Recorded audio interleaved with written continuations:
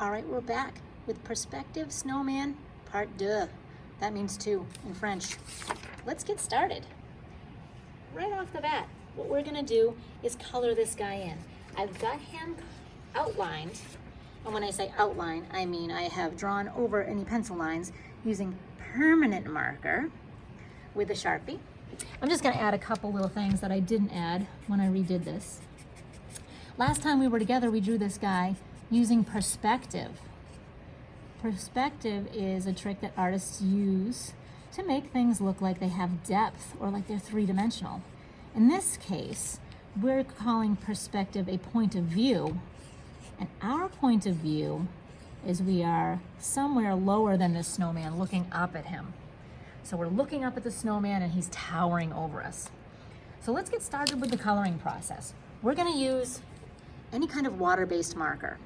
This is Crayola markers, and as far as I'm aware, all Crayola markers are water-based. So if you have Crayola, you're good to go. If not, just make sure it doesn't say permanent on it, okay? You don't want to have a permanent marker for this particular project other than the outlining part. For the coloring part, we definitely don't want permanent because we're gonna paint water over this. And we're gonna make it look like we've actually painted it. So to start off, I'm just gonna go ahead and give my guy a little carrot nose.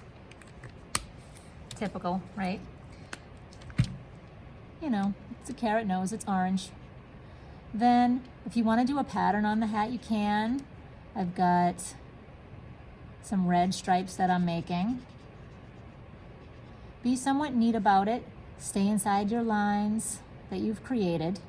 You did a nice job coloring it, so stick with it. You did a nice job drawing it. Sorry, stick with it and do a nice job coloring.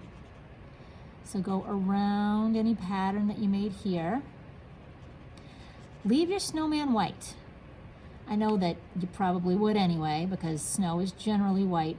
However, if you've ever really looked at snow or pictures of snow, the shadows have these really beautiful blues and purples in them.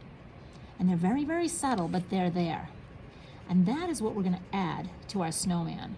We're gonna go ahead and we're gonna add some blues to our snowman body to make it look like he's got some shadows. But we're gonna just make them with some lines.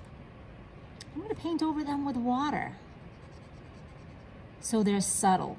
It's not necessarily a big stripe of blue that we're looking for. It's a very subtle, gentle tone. And by spreading out the marker with water after we draw on our paper, helps to create that subtle look. It's really very pretty. So we're gonna give that a shot here. All right, so I've got my scarf almost done. I'm gonna do the stick arms next with, you guessed it, brown.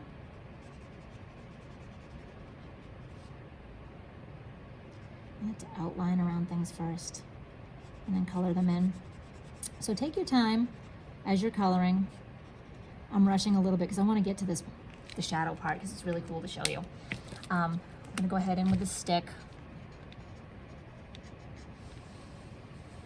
I'm leaving some white. You'll see why in a second. Because I think if I use my paintbrush with water and I go over this, it's gonna blend in.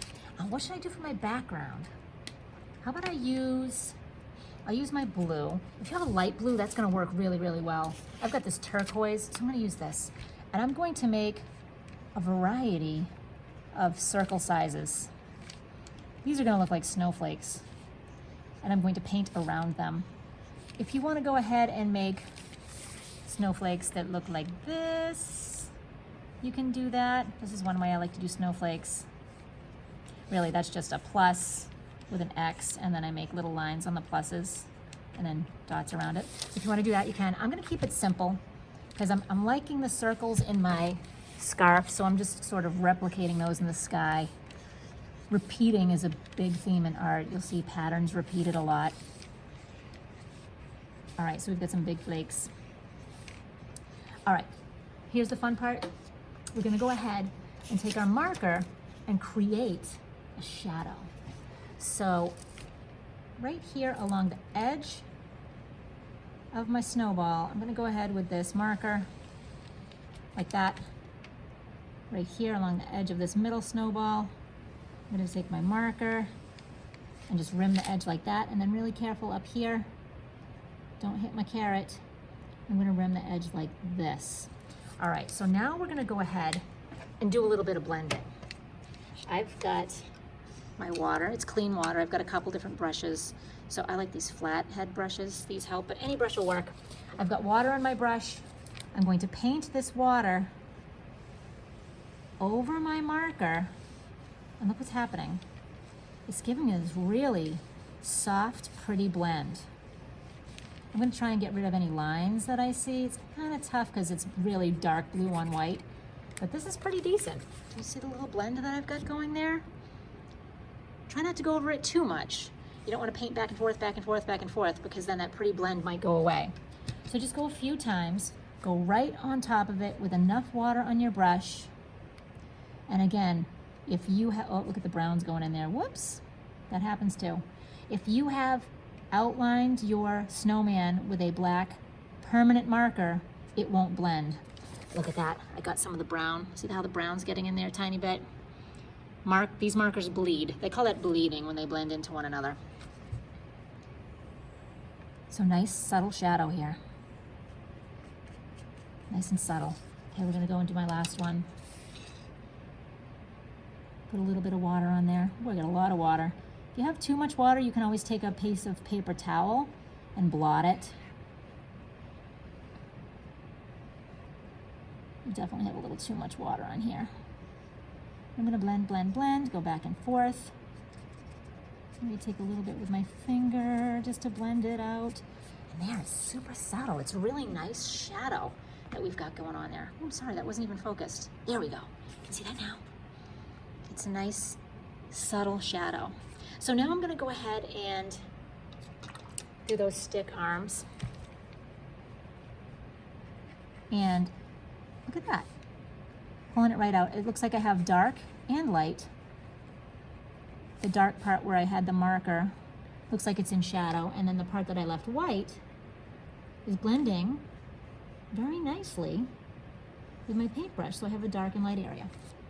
All right, if you're brave, you can go ahead and paint your background.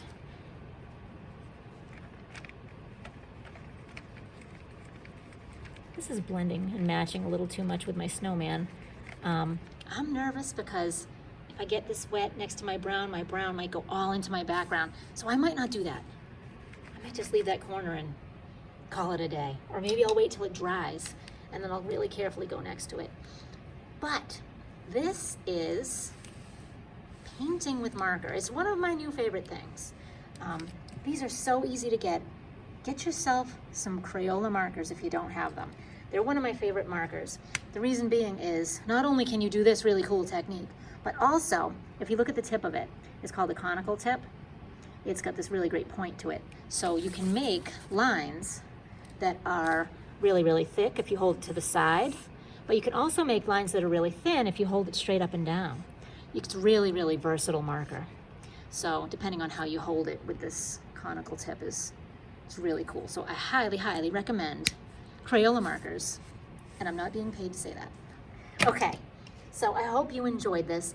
I hope you didn't put too much water on your paint, on your paper to make it too blendy. If you did, I'm gonna call this a learning experience because it's definitely a great technique to learn. It takes a little bit to kind of figure it out, but once you get it, you got it. And then you make some beautiful art with it. Can't wait to see what you guys came up with, and I'll talk to you soon. Bye-bye.